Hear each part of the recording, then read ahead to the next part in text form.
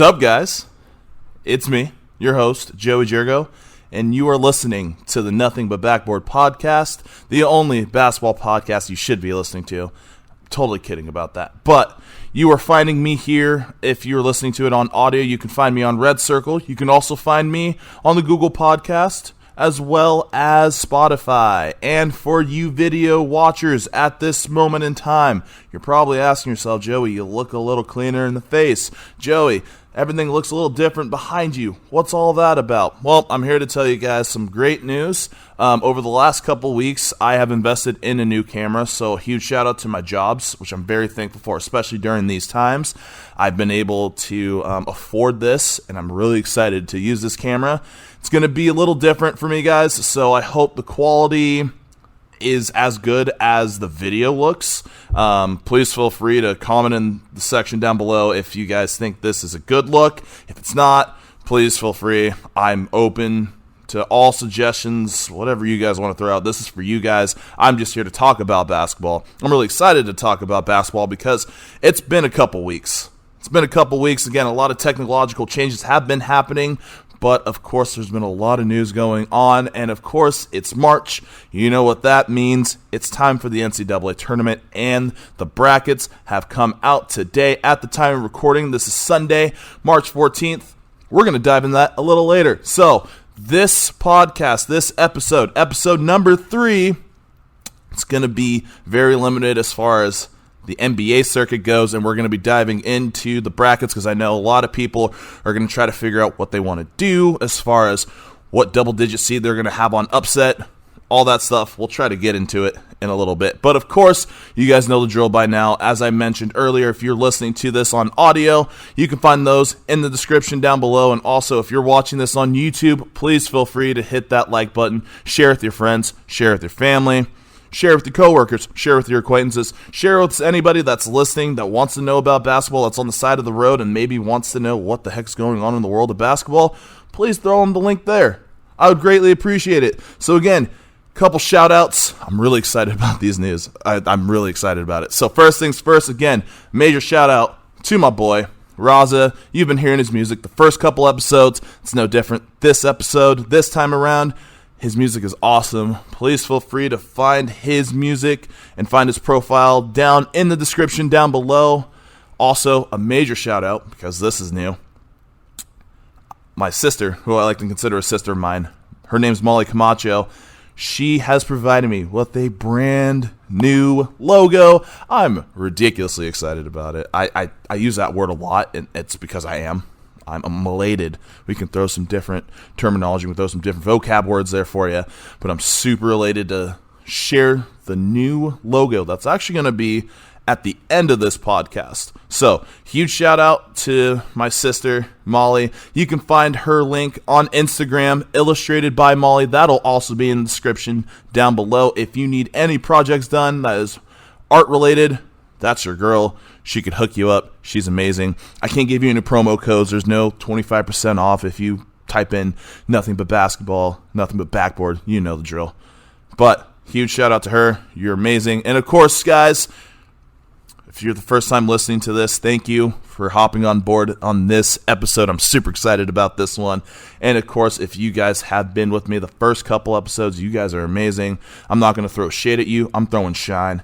This is going to be awesome. But of course, we got a little bit to recap in the world of professional sports, in the world of professional basketball, in the association, before we get into the bracket, because I think a lot of people here that are listening are really wanting to hear about what my thoughts are, what teams you guys want to talk about when it comes to tournament time. But of course, we got to talk about the NBA first. That is the first thing that I always want to talk about when it comes to this podcast. And the first thing I want to highlight to you guys is in the Eastern Conference with the Atlanta Hawks. Atlanta Hawks, a couple weeks ago, fired their head coach, Lloyd Pierce.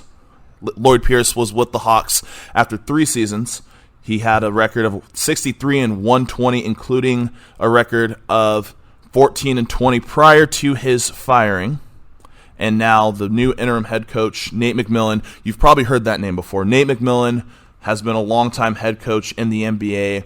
Some of his more prominent roles as a head coach have been with the Portland Trail Blazers and most recently with the Indiana Pacers, where they were knocked out last postseason by the Miami Heat. They were swept, and he unfortunately got released. But the crazy thing about what Nate McMillan did with Indiana, which I find still kind of baffling to me, is that during his time with Indiana, they found themselves in the playoffs in his 4 seasons there. And going into the playoffs the previous season, they were injury-riddled.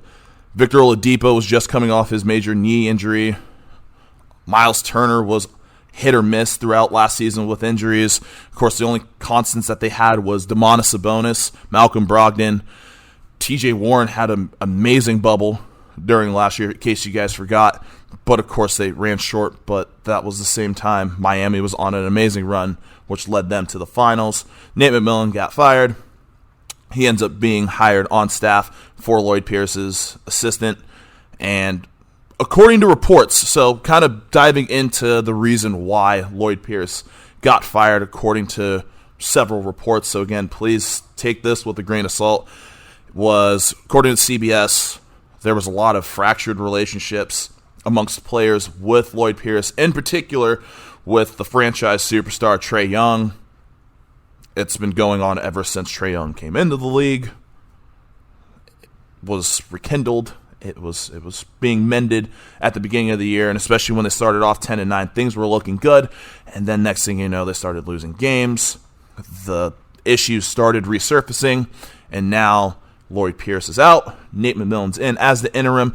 And, of course, there's been reports over the last week how the Hawks are looking at potentially Chauncey Billups or Kenny Smith to take over as their head coach in the foreseeable future. I think you should ride it out with Nate McMillan. Nate McMillan is a great coach. If there's a guy that you want to take over midseason and hopefully rectify what has been a season of shambles, regardless of what franchise, I would want to have Nate McMillan as my coach to help take things over and hopefully turn things around and potentially see us in the playoffs. Oh, wait. We'll get into the Atlanta Hawks in just a little bit. But, of course, the biggest news to come out of the last couple of weeks, Blake Griffin was bought out by the Detroit Pistons a little over a week ago and has officially signed with the Brooklyn Nets. Now, for some that are probably wondering what in the world is a buyout, how does that work? How does this benefit both sides? Well, you can look at it from the player side. Obviously, they can get out of the situation that they were in, whether they were in a position on a team that's rebuilding. They're not finding the role that they would ideally have wanted upon going to that team. In this case with Detroit, they're in a rebuild. Most recently, within the last couple seasons, they traded away Andre Drummond. Blake Griffin found himself now where Detroit is looking at a potential top 3 pick in this upcoming draft.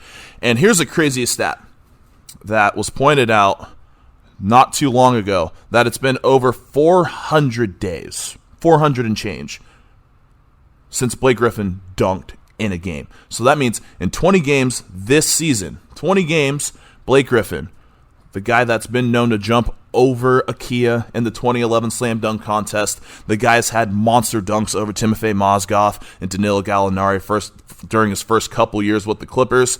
Zero, zilch, nada, 0 dunks in 20 games this season with the Detroit Pistons. Now, obvious question is, how does Blake Griffin fit in with Brooklyn? And more importantly, does Blake Griffin take Brooklyn over the top in the East and potentially be the favorite for the NBA title? Well, there's a couple factors that play into it, especially if you look at Brooklyn's side.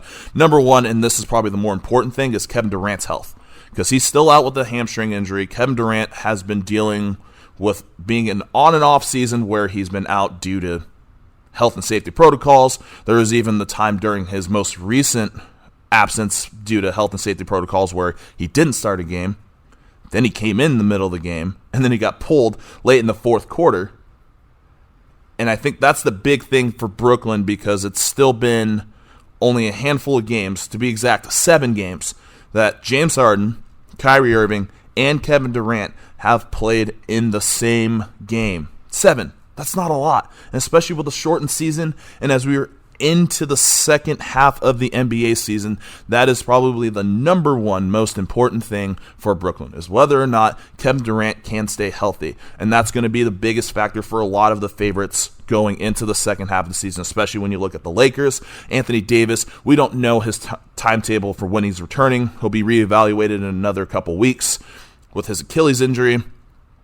Obviously, there's going to be a major arms race between those two, which we're going to get into the next news in just a little bit. But going back to Blake Griffin, does Blake Griffin take Brooklyn over the top? Does Blake Griffin make Brooklyn the odds-on favorite in the East to come out and potentially be the favorite to win the title? I can't say for sure. I'm not a fortune teller. Obviously, for him, it's going to be whether or not he stays healthy. We're not expecting, especially people that have watched Blake Griffin over the last few years. Blake Griffin's not the same athlete. He's not the same explosive guy that's going to be on the opposite end of the pick and roll with Kyrie or James Harden finishing at the rim, dunking over people. Because you've noticed in his game, he's ventured further out to the perimeter where he's averaged over 5 threes during certain stretches of his tenure with Detroit. And whether or not that fits with Brooklyn, obviously you want to keep the floor space, especially when you have 3 legitimate all-time offensive players with Durant, Harden, Irving, and then you have another guy in Joe Harris who helps space the floor even more. Do you want Blake Griffin or DeAndre Jordan, who's more than likely going to be the guy that's going to be on the receiving end of those lobs or those pick and rolls with those other 3 guys? It's going to be an interesting thing to watch going forward. Time will tell. Now, the good thing for Brooklyn is, yes, they signed Blake Griffin, so there is that potential that Blake Griffin can be that 6-time All-Star Blake Griffin who can put up numbers and can help carry the offense for the Nets. However, I look at it also as a low-risk situation for Brooklyn because they're starting to figure out their rotation. They're starting to figure out with Jeff Green, DeAndre Jordan, Brett Brown, all of these pieces that are already been there with Brooklyn to fit in Blake Griffin, and for it to not potentially work out, it doesn't hinder Brooklyn. It's not like they gave up any assets. It's not like they gave up any draft picks. It's not like they gave up any future prospects like they did earlier on in the season when they got James Harden from the Rockets and they gave up Jared Allen, they gave up Karis LeVert, and all those other pieces. Thankfully, with this situation, it's not going to be that case where Brooklyn has to give up more assets and they have to give up more pieces. So, it's a low-risk situation for them. Could Blake Griffin potentially be that guy? Again, like I said before, time will tell. I don't know. I'm hoping that Blake Griffin can come back to all-star form, although from a opposing fans' perspective, I don't, because it would just be ridiculously unfair. You're probably going to watch one of the craziest pickup teams kind of formed with Brooklyn to where you have 4 or 5 guys on the floor that can bring the ball up, probably 4, and then have Joe Harris just be the sniper and spot up around the perimeter while you watch 3 artists on the offensive end do their thing, and Blake Griffin, who knows. But that's one thing that I'm looking forward to, and I'm sure that's going to be the biggest talking point going through the second half of the season is for the Brooklyn Nets. What do we get from Blake Griffin? Now, staying in the Eastern Conference, one name that's been circulating in trade rumors as well as a potential buyout market is his former teammate that I alluded to earlier, Andre Drummond, who's now with the Cleveland Cavaliers. Now, it's been reported earlier in the season where Cleveland decided to sit out Andre Drummond as they've explored trade options. They've explored all these potential ideas of what they're going to do with Andre Drummond, what they're going to do as far as can we get pieces back, because Cleveland is definitely going in the direction of rebuilding. They have a lot of young pieces around them. They've got Colin Sexton, Darius Garland, who stepped up this season, and of course they got their center piece in Jared Allen as their big man in the middle. That leaves Andre Drummond kind of floating out in the abyss of nowhere in Cleveland. So, there's been speculations that Cleveland will eventually either find a trade partner to send Drummond away or they will buy him out. And of course, as we've talked about, and I'm sure you've seen in reports, the couple teams that are in contention to get the services of Andre Drummond, the Los Angeles Lakers, and the Brooklyn Nets. Now, I really assume that Brooklyn's out of the picture because it'd just be completely ridiculous and it'd be unfair if Andre Drummond went to Brooklyn after they've already gotten Blake Griffin and they have all the pieces that they have. But the one key interesting team for Drummond to join is the Lakers. And here's the reason why I say that is because, number one, as I alluded to before, their main concern is Anthony Davis's health. And we would have thought going into this season that the Lakers were going to pace LeBron, they were going to pace Davis, considering that they had, along with Miami, the shortest turnaround from last season's finals going into this season. And yet we've seen LeBron, he's missed only one game. He's played a lot of minutes. And the biggest question mark has been Anthony Davis's health, where he's been in and out of the lineup. And now he's still out with his Achilles injury. We don't know when Anthony Davis returns, and more importantly, when Anthony Davis comes back, what's his effectiveness? What's he going to be able to bring to the table for the Lakers? So, if you bring a guy like Andre Drummond into the picture, I think this goes one of two ways. If Andre Drummond comes back and Anthony Davis is healthy and eventually returns, Lakers are still going to be the favorite out west. And not only that, but now you're able to put the Lakers in a situation to where you have another legit pick-and-roll partner with LeBron, and then have Anthony Davis be more of a spot-up guy or another dude that you can potentially even run a 4-5 pick-and-roll with Drummond because Anthony Davis is that skilled of a player. That could be option number one. Option number two, we're going the route of, well, Anthony Davis is going to be healthy. We're playing as if Anthony Davis is not going to be healthy for the rest of the regular season. He's not going to stay 100% for the rest of the regular season. And going into the playoffs, we don't know if we're going to have the services of the Brow. So, bring in a guy like Andre Drummond, who helps fortify the Lakers defensively, and more importantly, one of a handful of guys in the league that can dominate the boards. Having a guy like that, and especially for the Lakers, and if you especially look at the teams that they have to play out west, when you have to look at the teams like the Utah Jazz, you look at teams like the Phoenix Suns, you look at the teams down in the standings that are still in the playoffs, teams like Portland, Denver, Dallas. Yeah, I said it. Dallas. You're welcome, ladies and gentlemen. I'm going to keep throwing the Dallas name out there because I'm going to mention it in a little bit too. When you look at those teams, the number one critical thing, especially for the Lakers, besides perimeter shooting, which is very selective as far as what the Lakers do, they don't have a lot of weapons on the perimeter. But if you have a guy like Andre Drummond who can help clean up the boards and give them second chance opportunities, that helps the Lakers in the long run, and especially if we don't know Anthony Davis's availability going into the second half of the season and eventually towards the playoffs. Having a guy like Andre Drummond is going to pay major dividends for the Lakers. So, those are two key names. And, of course, the Rockets, it's one of the more sad stories to hear this season, not from a health concern or a sob story, but it's an unfortunate situation, especially with the first-year coach, Steven Silas, who was the former Mavs assistant last year, who helped orchestrate the highest rated, most efficient offense in league history, goes to Houston. Not only was he expecting to have guys like James Harden, Russell Westbrook to help orchestrate a potential contender out there, not only that, he loses both of them. He gets John Wall back, which is a great return, but John Wall's been in and out of the lineup because of injuries. But now they're losers of 15 straight. Their budding star, Christian Wood, who's thankfully, eventually, he's set to return this week.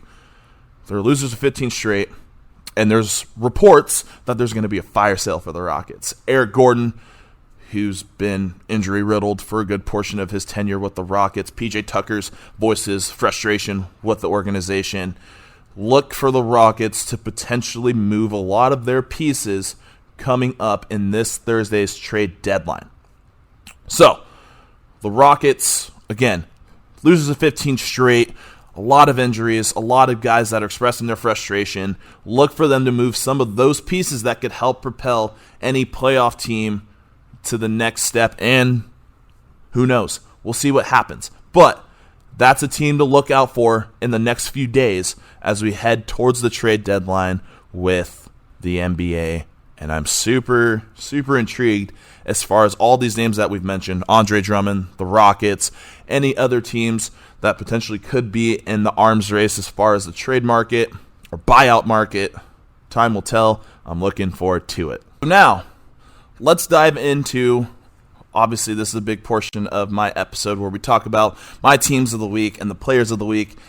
My players of the week is going to be a little iffy. It's going to be a little intriguing only because we just came off the All-Star break and it's been kind of patchy as far as a couple games during the prior to the break. Now we're heading into the first few games after the All-Star break. But I'm just going to throw out a few names so we don't have to worry about all the stats. Of course, we got to talk about the two front runners of MVP when you talk about Joel Embiid, Nikola Jokic of the Nuggets and the Sixers. When you look at Embiid, of course, he's still recovering from, thankfully, only a hyperextension of the knee, so he's only going to be out for potentially a couple weeks. It might look like it's going to be weeks beyond that, but before the injury, Joel Embiid was putting up massive, massive numbers.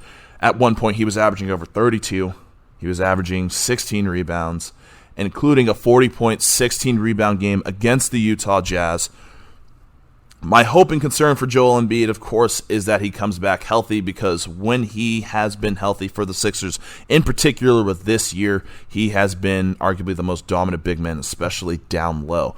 But, of course, I just mentioned the other guy, the Joker, Nikola Jokic, has also been putting up massive numbers. And the thing about both of them is that they're still the only two players currently in the league right now with a player efficiency rating over 30. And at one point, they were the only two that reached 31.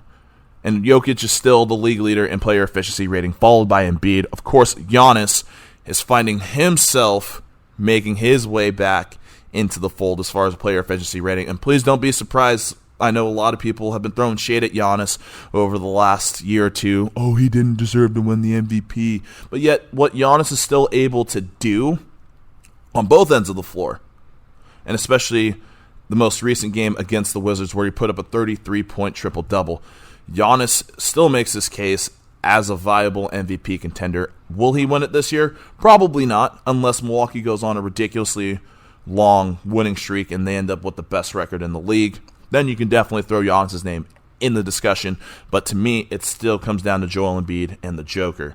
So that's my players of the week. So now let's dive into my teams of the week. And, of course, when you look at the Eastern Conference standings, of course, you look at the top four teams out in the East.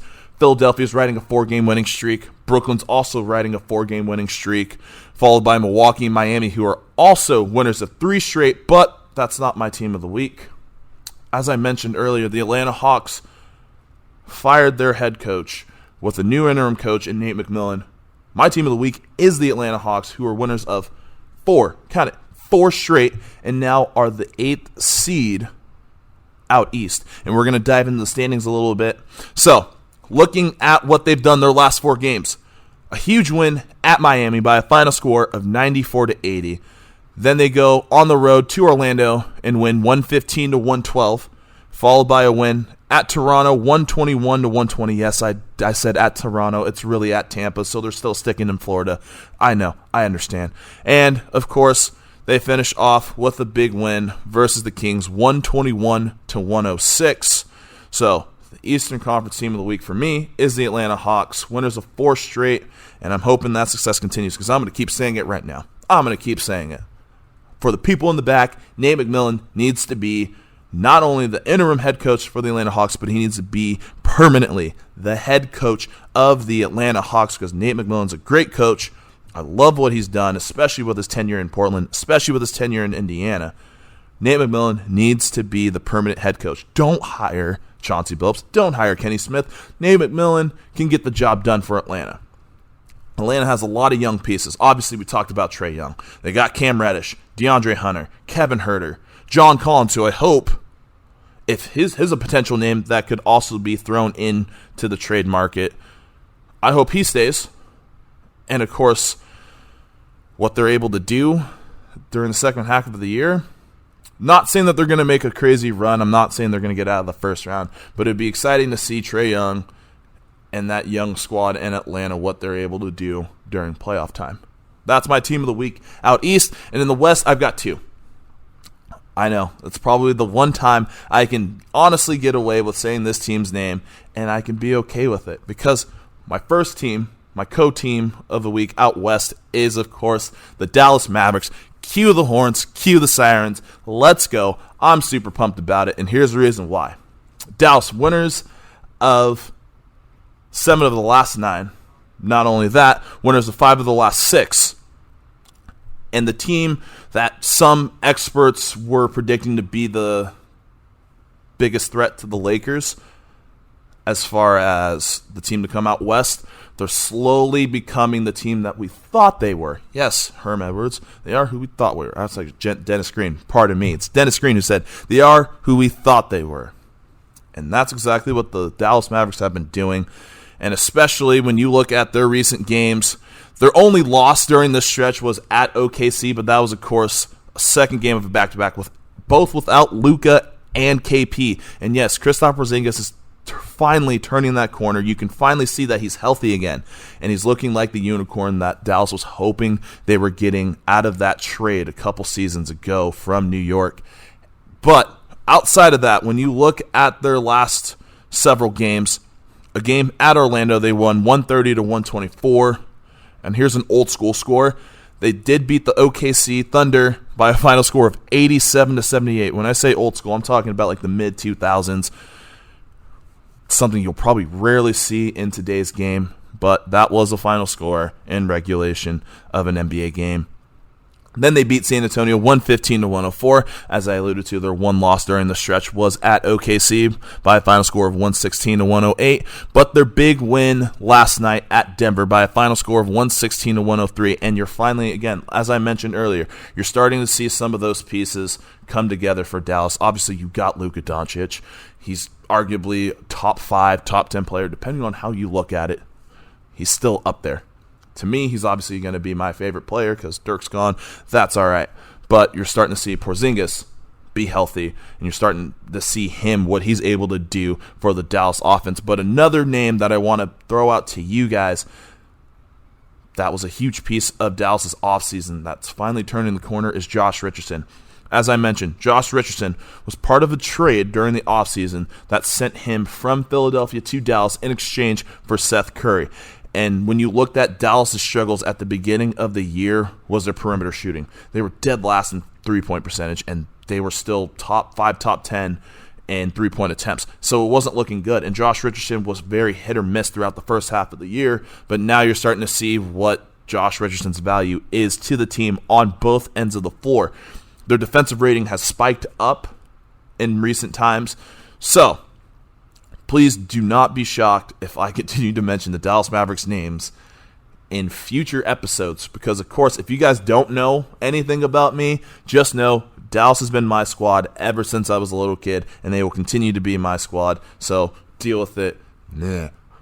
But the team that they did beat last night is my other team of the week out west, and that's the Denver Nuggets. They were winners of 5 straight, and the big thing for them, obviously outside of a healthy Michael Porter Jr., is the fact that the defensive end for them prior to last night's game, in those 5 games that they won, they were 4th in defensive rating. And that was a huge thing that they had going for them last year that they lost when they traded away and they got rid of Jeremy Grant and they got rid of Mason Plumlee and all those other pieces like Malik Beasley. Please, yeah, don't worry about that, guys. But when you look at a team like Denver, they're finally healthy. They're finally putting things together on both ends of the floor. And, of course, with Nikola Jokic doing what the Joker does, don't be surprised if Denver also makes a deep run in the West. I'm super excited about the playoffs. But, of course, I'm going to be excited about the playoffs when the playoffs happen because we got other things to talk about later on in this episode that has to do with postseason, but not for the NBA. But I'm really super ecstatic about it. But, again, the big question mark for Denver going forward. Are we going to see the Jamal Murray that we saw in the bubble? Because Jamal Murray throughout this season has been very hit or miss. He's had games where he's put up, as I mentioned in a previous episode, he put up 50 without shooting free throws and shot super efficiently. But Jamal Murray, especially in last night's game, only went for 10 points, shot under 40%. We're hoping to see Denver finally put all those pieces together again. Now that Michael Porter Jr. has officially played an entire full season, he's played a full 82 games. They still have Paul Millsap, who's a nice veteran that they can lean on at times. The big question is going to be, is Jamal Murray going to consistently be the Jamal Murray that we saw in the bubble? Time will tell. I'm hoping that's the case because, again, for the Denver Nuggets to make that next step forward, obviously when you look at the league, everyone's talking about we need to have a big three. We need to have those 2 or 3 all-stars that can put us over the top. Denver has that potential with Porter Jr. and with Murray. Now the question is for both, can they produce on a consistent night-to-night basis? So that's my teams of the week. Let's dig into the standings. Right now, as we currently stand at the time of recording, so we still have Sunday night's games that are currently going on right now. So the standings are probably going to change Monday morning. But at the time of recording, out east, the Philadelphia 76ers currently sit first. Like I mentioned earlier, they're winners of 4 straight, followed by Brooklyn, who's still a half game behind them. Then in the 3 spot, you got the Milwaukee Bucks, 2 games behind. Then the Miami Heat, 6 games. And then here comes a cluster. 5th, 6th, and 7th, you got the Celtics, Hornets, and Knicks, respectively, all 6.5 games back. And the Atlanta Hawks, who are 8th in the East, 8 games back. But the critical thing I want to point out to you guys is that when you look at the Eastern Conference standings, from 4 to the 11th seed, so this is the 4th seed, Miami Heat, all the way down to your 11th seed, Chicago Bulls, is only separated by 3 games. Now, just like last year, we're going to have a play-in tournament. So that means 7th, 8th, 9th, and 10th seeds are going to have the potential to secure a spot in the playoffs. So, as far as that, how that works, with the 7th and 8th seeds, the winner of that play-in will end up being the 7th seed. And so the loser of the 7-8 seed will play the winner of the 9-10 mini-series. And then those 2 teams will play in a best-of-3 for the final spot out in the playoffs on both sides of conferences. So that's one thing to look out for. Again, 4 to 11, separated by 3 games. Just to mention those team names right now in order: Miami, Boston, Charlotte, New York, Atlanta, Indiana, Toronto, and Chicago. Those are the teams you might want to look out for out east as far as who can squeeze into that last spot out east. As we look into the Western Conference, Utah, who still currently holds the best record in the NBA, sit at 28-10, followed by the Phoenix Suns, 2.5 games behind them at 25-12. Then we're followed by the Lakers, who are 3 games back, a half game behind Phoenix. Then a half game behind them, we have the Los Angeles Clippers at number 4. The Trailblazers, who sits 5.5 games back as the 5th seed, followed by the Nuggets, 6 games back of 1st. San Antonio Spurs at 7th games behind. And the 8th seed right now, I'm saying it right now, ladies and gentlemen, the Dallas Mavericks are the 8th seed out west, 7.5 games back of 1st.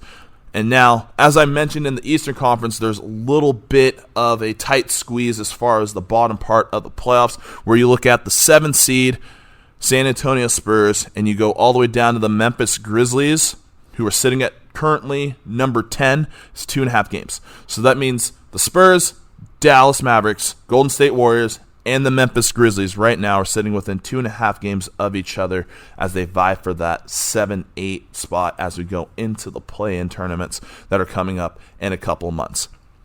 So that's a couple things you guys want to look out for, and that is the news and all things that we're going to be talking about today in the NA.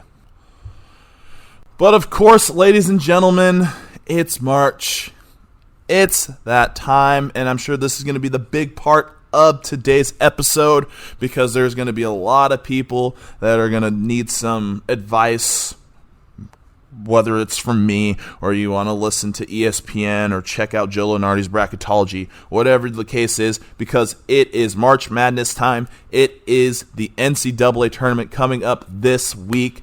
The field of 68 has been set, and we're going to dive into the bracket really quick, but I'm going to throw out a couple key facts, especially for casual people that may see a couple names that they're super familiar with if they're a casual college basketball fan and they're not seeing those two names that I'm about to mention. But here's my two facts for you. First number is the number 45, and the second number is 1976. Both of those are correlated. The reason why, it's been 45 years since the names of Duke and Kentucky have not been in the NCAA tournament. So again, 45 years that either Duke or Kentucky have been in the field of 64 and eventually the field of 68. This is the first time in 45 years that neither school has been a part of the tournament. As for Duke, COVID issues have been a huge problem throughout the entire season. There was a stretch in time where Coach K announced that Duke was canceling the rest of their preseason games leading into conference tournament. Of course, that threw a lot of people into a frenzy as far as, it's probably because Duke's not being Duke like they normally are, and all this and that. But if you looked at recent times, Duke was making a run, especially in the ACC tournament, prior to finding out that one of their key staff members came down with COVID, which led to the AD of Duke announcing that they were no longer a part. Their season was over, so they weren't going to be able to qualify for the NCAA tournament. So that's Duke's reason. As for Kentucky's reasons, and this is probably what is another reason why Duke didn't make it, is if you look at Kentucky's roster, filled with amazing, ultra-talented freshmen. But the problem with having a roster like that is in the times that we have had right now, there wasn't a lot of interaction and a lot of time to prepare for a college basketball season. So you're starting to see, and we'll go into the bracket, a lot of teams that you see amongst the top seeds in the bracket have had guys that have been a part of the program for at least 2 years, whereas Kentucky, they're obviously a NBA draft factory as far as having top prospects, which again, not to say that they don't have guys right now that are going to be in the draft and are going to be top picks, whether they're lottery or mid to late first rounders. But for Kentucky, they had a lot of those players like BJ Boston, just to name one, where it was that adjustment to the college game, adjustment to the speed of the college game, and Kentucky had a very rare, disappointing season according to Big Blue's standards. So, in case you guys are wondering where's Duke and where's Kentucky, they're not in the tournament. So I mentioned that first number, 45. The second number, 1976. 1976 was the last time and only time that a team has gone undefeated through the regular season, stayed undefeated through conference play, and undefeated through the entire season and finished the season at a perfect record. And that was, of course, Bobby Knight's Indiana Hoosiers, who finished this season 32-0. Why do I bring this up? Because as we go into the bracket, there's one team that has that shot at seeking perfection just like that team 45 years ago, and that would be the Gonzaga Bulldogs, who ended up getting the number 1 overall seed. So right now, I'm going to be looking at the bracket, so please feel free to follow along. We're going to go region by region, and after we go through each region, I'm going to give you guys a couple of potential upsets, teams that can make a deep run outside of chalk. Now, when I say chalk, and some people have probably heard that term before, what does chalk mean? What chalk means is essentially you pick every top seed to advance. So that means there's no upset. That means your 1 beats your 16. Essentially, your 1 seed makes it all the way to the Final Four. Your 2 seeds make it all the way to the Elite 8. So on and so forth. So you pretty much pick the favorites. But we're going to dig into each region And I'm going to point out a few games from each region that you guys should be looking out for in upset alert in the round of 64 and eventually the round of 32. And then going into the next episode, we're actually going to dive into the Sweet 16 and the Elite 8, and I'll give you guys my predictions and what I think may happen. So let's start off out west. Like I mentioned, Gonzaga Bulldogs are your number 1 overall seed. They'll play the winner of the first playing game between Norfolk and Appalachian State, who's the 16 seeds. Then the 8-9 matchup is going to be the Oklahoma Sooners versus the Missouri Tigers, followed by your 5-12, that could be a potential one to look out for, is Creighton versus UC Santa Barbara, followed by your 4-13, Virginia versus Ohio. Then your 6-11 has another play-in game, so your 6th seed, the USC Trojans, play the winner of a play-in between Wichita State and Drake. Then your 3-14 matchup is Kansas versus Eastern Washington, followed by Oregon versus VCU. And then your 2-15 matchup is Iowa versus GCU, Grand Canyon University. And I have to say that because I have several friends that are probably listening to this podcast that want to get a shout out because they're alumni of GCU. Woo-hoo! Good for you guys. Out east, your number 1 seed out east is the Michigan Wolverines. They'll play the winner of another play-in game for the 16th seed. That'll be Mount St. Mary's versus Texas Southern, followed by your 8-9 matchup between LSU versus the 9 seed St. Bonaventure. Then your 5-12 matchup is going to be Colorado versus Georgetown. Then your 4-13 is going to be Florida State versus UNC Greensboro, followed by the 6-11 matchup.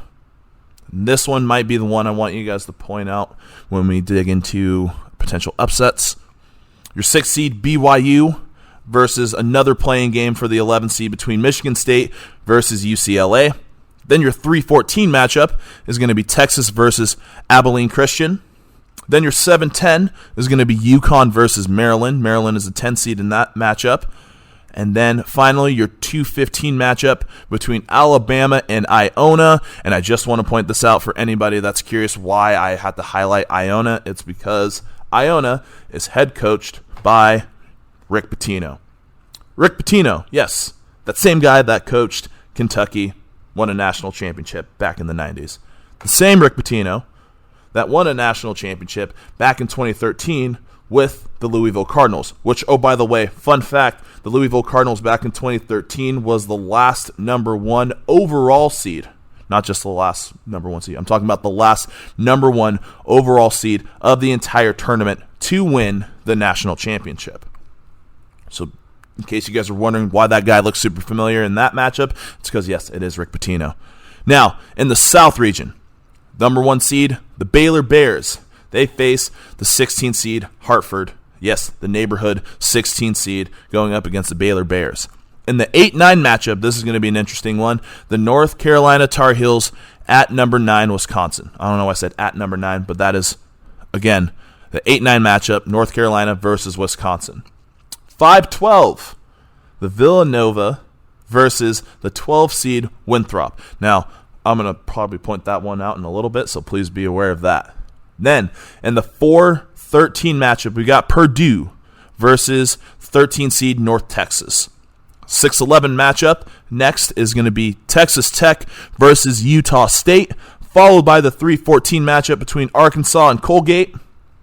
Then, to close out the region, you got the 7-10 matchup between Florida, the 7 seed, versus Virginia Tech as the 10 seed. And then 2-15, your 2 seed Ohio State Buckeyes, and the 15th seed Oral Roberts to close out the South region. And finally, in the Midwest region, your number 1 seed is the Fighting Illini of Illinois. They'll be playing the 16th seed Drexel. The 8-9 matchup, Loyola Chicago, yes, Sister Jean, the same team that made their Final Four run a couple seasons ago. Man, it's crazy to think that it's been 2 years since we filled out a bracket. It's been 2 years since we were able to watch an NCAA tournament. So this is pretty exciting. So I had to stop there because, again, that was the big Cinderella back then, was Loyola Chicago. So they'll have a higher seed this time around as the number 8 going up against the 9th seed Georgia Tech, the ACC champions. Then in the 5-12, you got Tennessee versus the 12 seed Pac-12 champions, Oregon State. Then we move down to the 4-13. We got Oklahoma State versus Liberty. Then in your 6-11 matchup, we got San Diego State versus Syracuse. 3-14 matchup, we've got West Virginia versus the 14 seed Morehead State. And then the final 2 games of this region is the 7 seed Clemson Tigers versus the 10 seed Rutgers. And the 2-15 matchup is going to be the University of Houston versus the 15 seed Cleveland State. And that is your field of 68. And just to point out to you guys, as far as, I'm going to pull up my notes really quick. Because of what's happening right now when it comes to the tournament, because of course we're dealing with COVID and we're dealing with all this. So the NCAA has put into account how there may potentially be teams that end up not being able to play due to COVID reasons. So when you look at the 4 teams that are going to be next up and fill in those spots.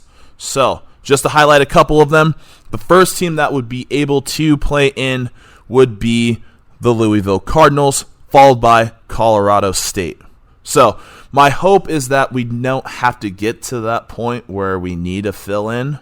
So what this means, say for example, if it's a 14 seed. So if you go back into your bracket and you say the 14 seed Morehead State's not able to play, that means the first team in line to fill in for the tournament would be the Louisville Cardinals out of the ACC.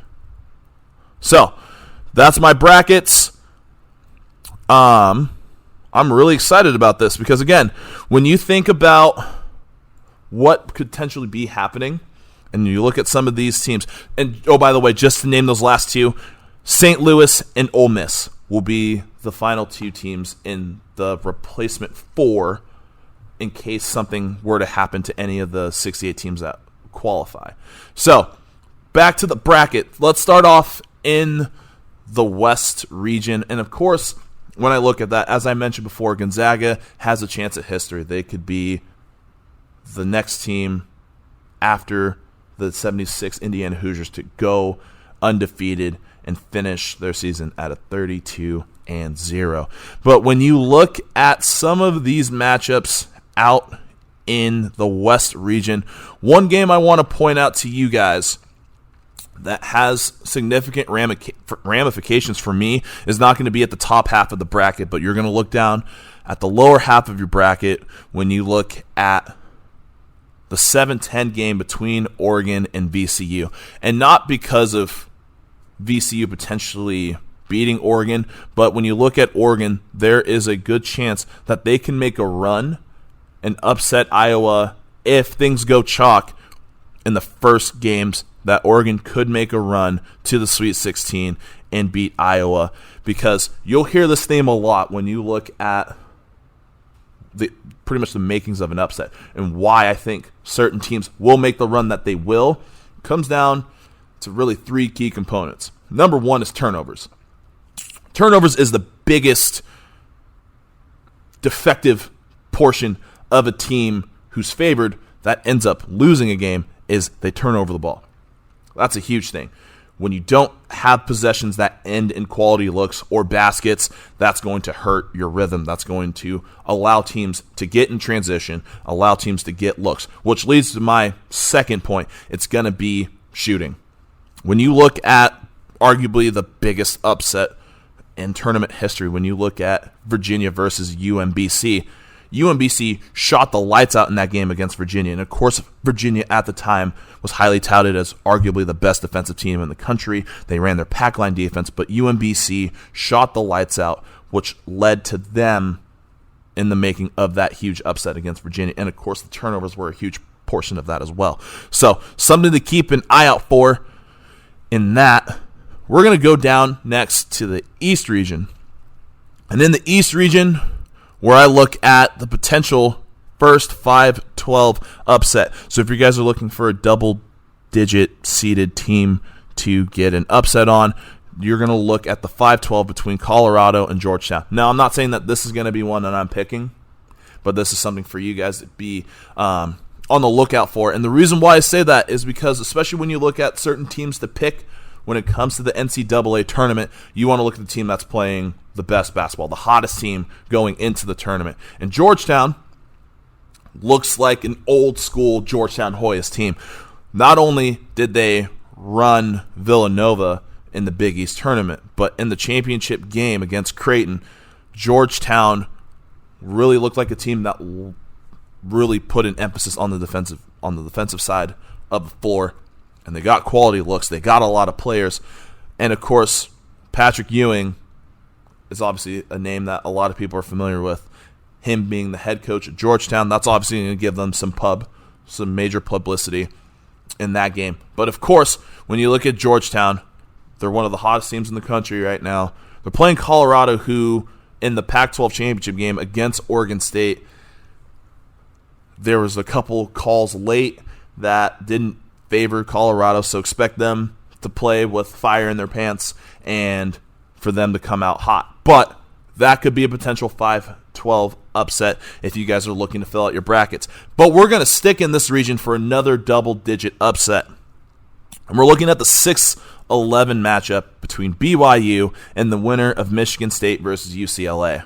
Now, whether or not Michigan State wins or UCLA ends up winning, I favor those two teams to come out and beat BYU on Friday, because, and the reason why I say Michigan State is probably going to be my team that can make a deep run outside of the round of 64 in their play-in game, but potentially could cause problems in the round of 32.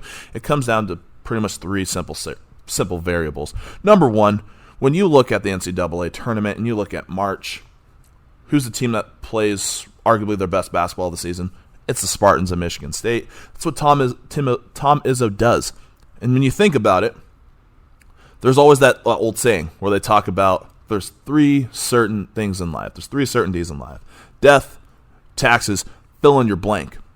It always seems like Tom Izzo has the Spartans playing their best basketball during March. And of course, with the Spartans, they had to deal with COVID issues as well, to where they had a lot of their key pieces out for a portion of time. They had a break in their schedule, and of course it took them several games to kind of get back in their rhythm.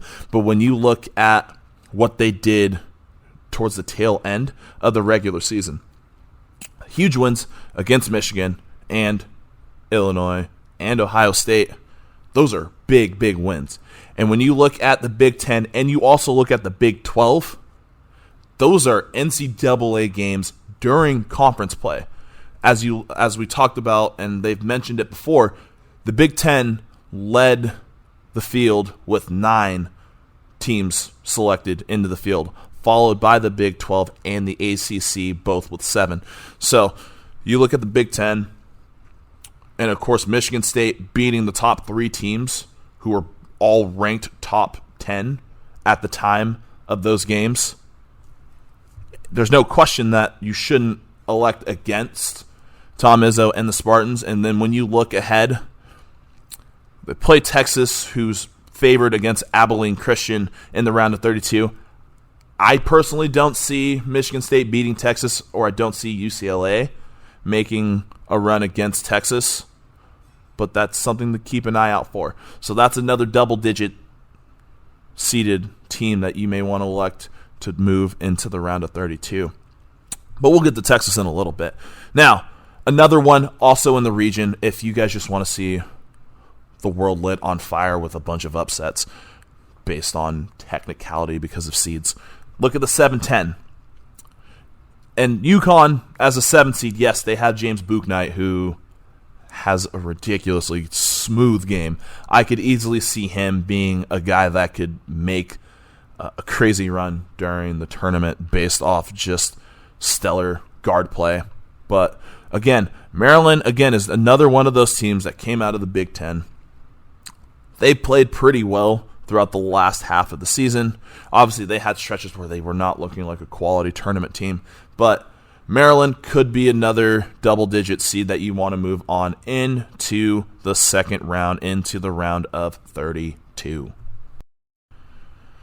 And as we look into the South region with the number 1 seed Baylor Bears, the matchup that I want you guys to look at as arguably the more favorited upset as far as a double-digit seed is the 5-12 matchup between Villanova and the 12th seed Winthrop. And the reason why I want to point this out is 2 major variables. Number 1, when you look at Villanova, earlier in the last few weeks, their senior guard, Colin Gillespie, unfortunately went down with a season-ending injury, and Villanova has not looked the same. As a matter of fact, in one of their more recent games at the end of the regular season against Butler, Villanova shot 2 of 29.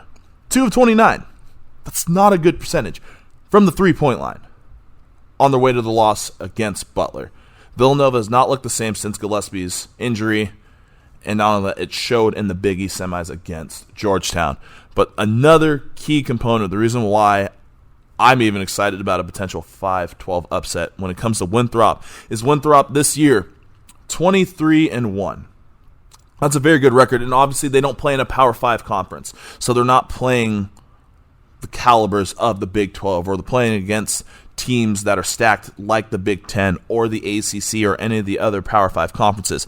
But when you look at Winthrop, one of their players I want to highlight to you guys for the Winthrop Eagles is Chandler Vaudrin. Chandler Vaudrin might be a name that kind of surprises you, because when you look at who is the league or the nation leader in triple doubles, it's Chandler Vaudrin with 9. So that might be a favorite upset to pick in the first round. I would hedge your bet towards that. Now, moving on, and not looking at it as an upset in the round of 64, but a potential team to make a deep run is your 6th seed Texas Tech, who opens up the round of 64 against Utah State. And the reason why I'm liking my chances with Texas Tech potentially making an Elite 8 run is because, again, Texas Tech played in arguably the toughest conference in college basketball in the Big 12, and you look at what Texas Tech has been able to do, especially with getting the transfer Mac McClung, yes, the hype man that you see on Instagram or you see on YouTube, that boy can ball. But you look at Texas Tech, they also, again, like some of those Big 12 teams that you could make a case could make a Final Four run, Texas Tech is one of those teams that could make a deep run. So don't be afraid if you want to pick a team outside of the top 3 seeds to make a run towards the Elite 8 and potentially a Final Four. Texas Tech could be that team.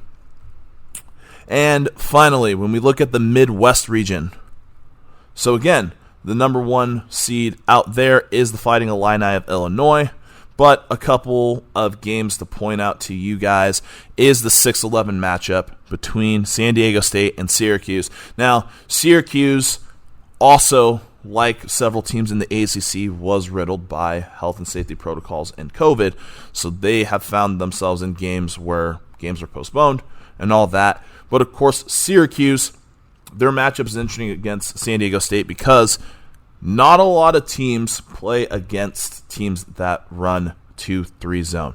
That's the staple of Syracuse. That's the staple of Jim Boeheim. But another reason why we might potentially be on the lookout for an upset with Syracuse is his son, Buddy Boeheim, who has had games where he's exploded and gone off for 20-plus or even 30-plus. Now, he's a very hit-or-miss player, but there is that potential to, in that first round, he might have one of those ginormous games. And San Diego State has not been a great perimeter shooting team, and that's going to be one of the critical things when you look at basketball, and especially how to beat a zone outside of finding gaps, is obviously perimeter shooting. San Diego State has found themselves on the wrong end of poor shooting nights. So that could be a potential 6-11 matchup for you guys to look out to. And a 7-10 matchup between Clemson and Rutgers. Rutgers, again, it's their first tournament bid in 20-plus years. And, of course, Rutgers have bounced between conferences. They've gone through 4 different conferences prior or before their last tournament bid in the 90s. So that could be another upset alert for you guys to look out for, is Rutgers beating the 7th seed Clemson. Now, any teams outside of the number 1 seeds in each region that you guys should be looking out for that could make a deep run, potentially even be your sleeper pick for the national championship. A couple I want to point out to you guys, and this is probably my favorite as far as a team that could win the national championship, is the Texas Longhorns. If you guys may or may not have heard me in other conversations before, I'm a huge admirer of Shaka Smart. And obviously when you hear about Shaka Smart, your first thought's probably going to be VCU. And VCU has had historically crazy runs way back in the day. Back in 2006, as an 11 seed, beat Duke in the first round, and more recently in 2011, where they made a run to the national championship game against UConn. And this is the first team that you can argue that Shaka Smart has actually had his own recruits, his own players that he recruited while his tenure at Texas. And that's a team that's playing their best basketball now. They just won the Big 12 tournament, and of course, it's a slaughterhouse in the Big 12 as far as just teams that are very capable of making deep runs in the tournament as we speak. Texas had to go through that grueling schedule against the likes of Baylor, against Kansas, against Texas Tech, against West Virginia. Texas finds themselves in a pretty favorable portion of the bracket to where they can make a run to the Final Four. So if you're looking for a team outside of the top seeds, outside of your 1 seeds or your 2 seeds, look at Texas as potentially being that team for you.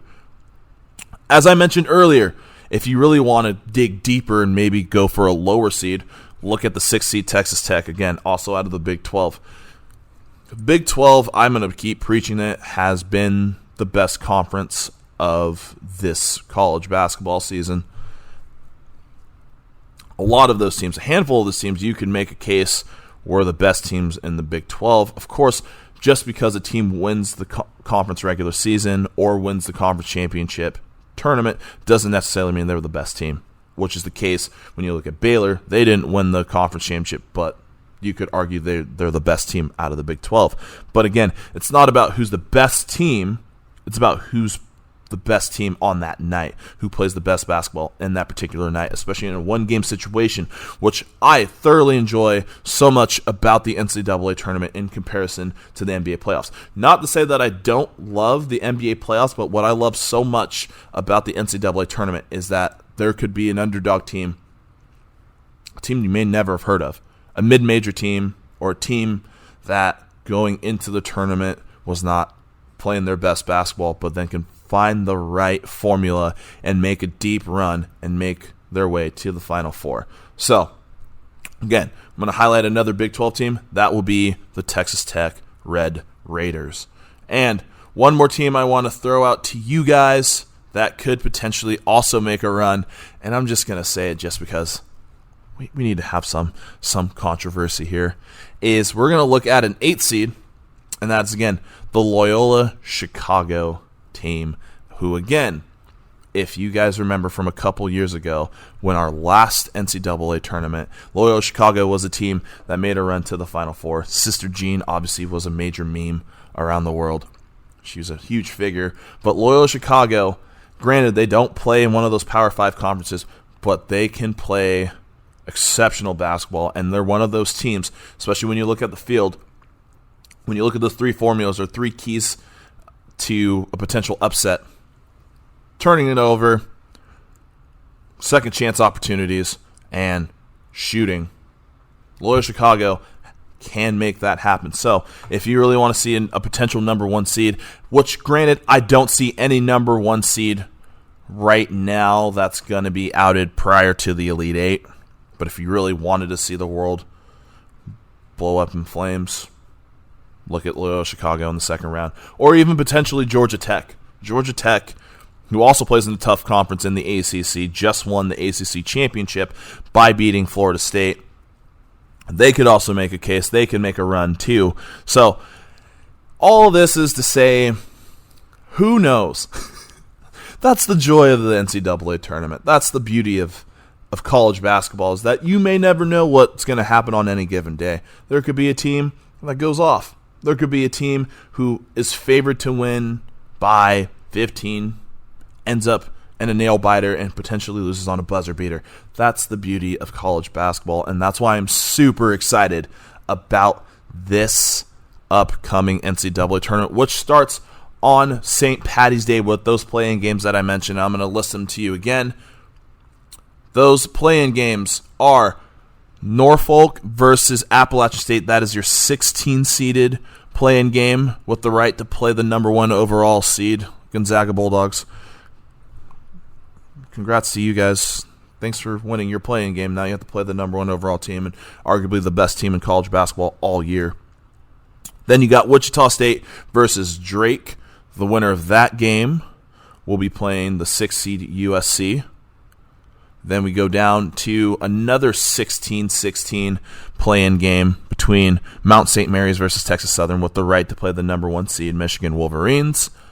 And finally, as I alluded to, and again, this is your potential 11th seed that makes an upset in the round of 64, and arguably, if you really want to pick an 11th seed to make a Sweet 16 run, is the winner of Michigan State versus UCLA, and the winner of that plays the 6th seed BYU Cougars in the round of 64. So, there you have it, folks. We just covered the field of 68 for the NCAA tournament. Of course, we're going to dive into the Sweet 16 and the Elite 8 in the next episode. Of course, we're going to talk more about the NBA, and hopefully we're going to have more news for you post-trade deadline, what's going to happen with all that, which players are going to be in new uniforms by the time we talk on the next episode. I'm super excited about it. And again, you guys are amazing. Thank you guys so much for listening, or if you're watching, you guys are amazing people, and you guys deserve all the credit in the world. You guys are rock stars. So